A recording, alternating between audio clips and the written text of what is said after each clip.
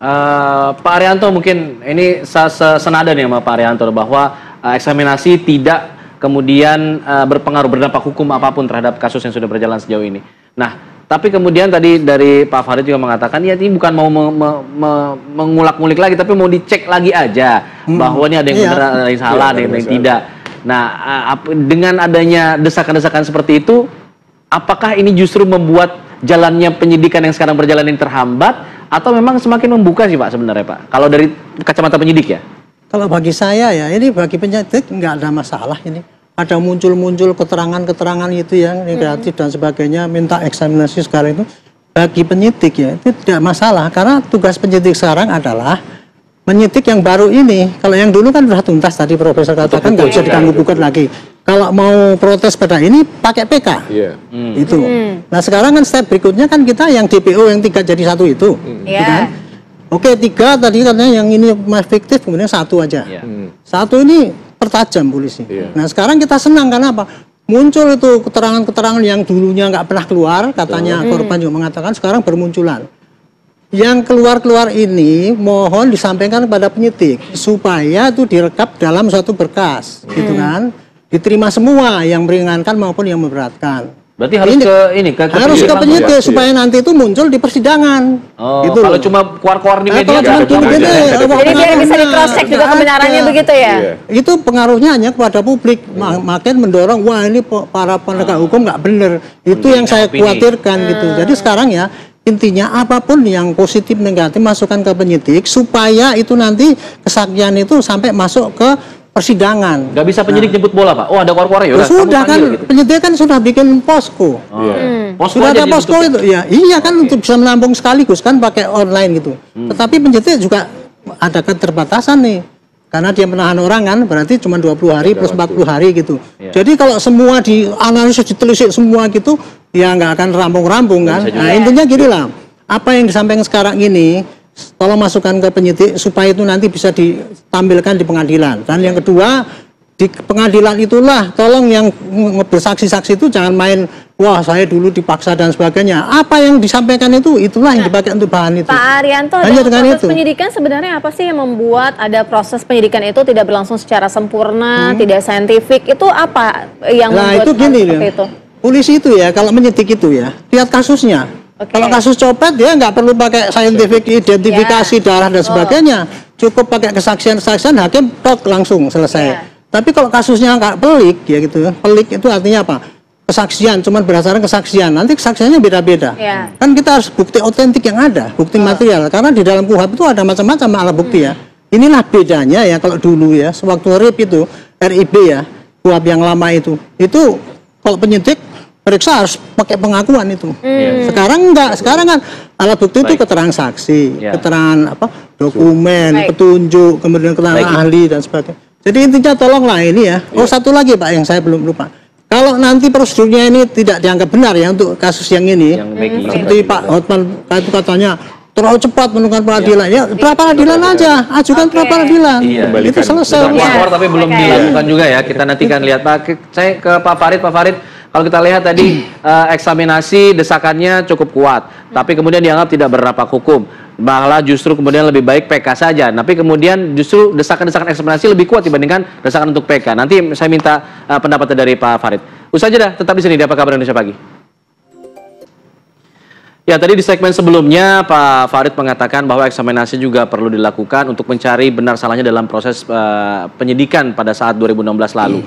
Nah, kemudian desakan eksaminasi memang cukup kuat, tapi mekanisme PK dirasa lebih tepat di sini. Tadi dua narasumber yang berada di studio mengatakan seperti itu. Apakah kemudian Anda melihat desakan PK ini bisa menjadi satu hal yang sebenarnya lebih krusial begitu untuk dilakukan ketimbang eksaminasi, Pak Farid? Sebenarnya kedua pilihan tadi tidak ada yang keliru. Eksaminasi menjadi pintu masuk yang pertama untuk melakukan PK. Lalu kemudian yang kedua, eksaminasi dapat digunakan sebagai pintu masuk untuk memperbaiki proses yang ada sekarang, karena terkait dengan katakanlah kelemahan-kelemahan atau petunjuk-petunjuk lain yang ada di dalam putusan itu. Ya sebenarnya, tapi perlu dipahami bahwa sekali lagi eksaminasi itu hanya pilihan. Jadi bukan sebagai sesuatu yang bersifat niscaya. Tapi kalau kaitannya untuk tadi disebutkan oleh Prof terkait dengan penegakan keadilan, perlindungan hukum, kepastian hukum, tidak ada yang keliru kalau kemudian pilihannya pintu masuknya satu diantaranya adalah melakukan eksaminasi.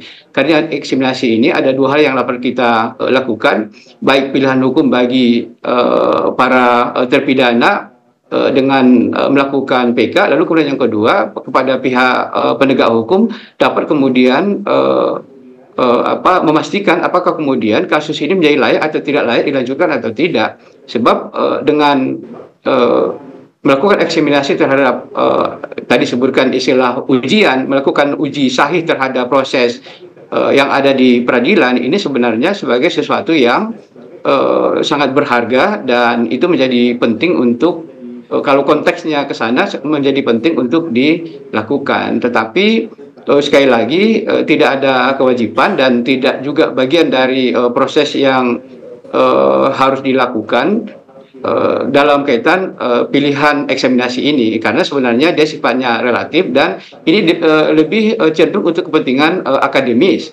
Tapi kalau kemudian rekomendasi-rekomendasi eksaminasi ini dimungkinkan untuk melakukan penegakan peninjauan kembali dan atau menjadi penguat atau legitimasi perlu atau tidak dilanjutkan perkara ini dengan tersangka baru, ini juga menjadi hal yang menarik berangkat dari eksaminasi. Lalu kemudian yang kedua, tadi benar disampaikan oleh para pembicara yang lain, yang perlu dipahami bahwa dalam hukum yang menjadi rujukan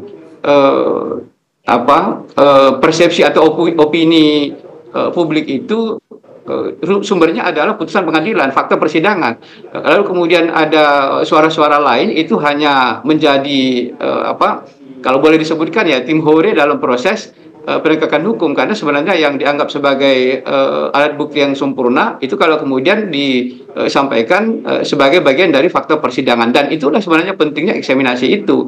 Apakah kemudian fakta persidangan menunjukkan ada tersangka lain atau ada petunjuk lain dan atau dianggap sudah sempurna, itu menjadi titik langkah berikutnya. Apakah kemudian perlu atau tidak lanjutkan perkara ini? Lebih kurang seperti itu.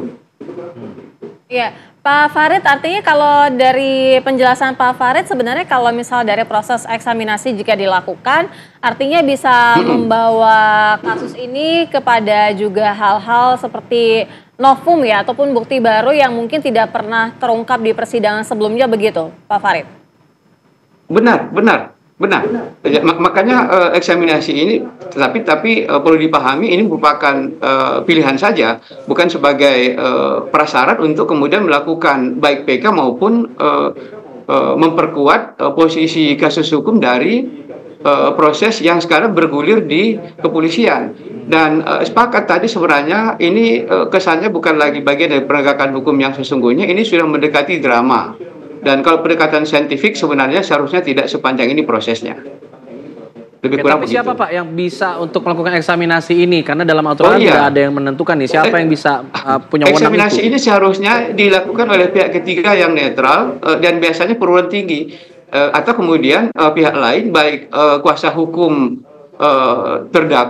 terpidana maupun kuasa hukum tersangka yang sekarang dalam proses hukumnya sedang bergulir di pihak kepolisian. Tapi seharusnya yang disebut eksaminasi harus dilakukan oleh pihak netral, pihak yang secara akademis diakui kemampuan keilmuannya untuk kemudian melakukan eksaminasi terhadap putusan kasus yang sebelumnya. Jadi kalau konteksnya sini bisa atas permintaan para kuasa hukum dapat juga dilakukan oleh perguruan tinggi dan atau pihak ketiga lain yang dianggap oleh secara hukum dianggap pihak yang memang akan membuat rekomendasi yang netral, kepentingannya akademis atau tadi disebut dengan kepentingannya untuk kepentingan ilmu pengetahuan dan nanti bermuara kepada penegakan hukum.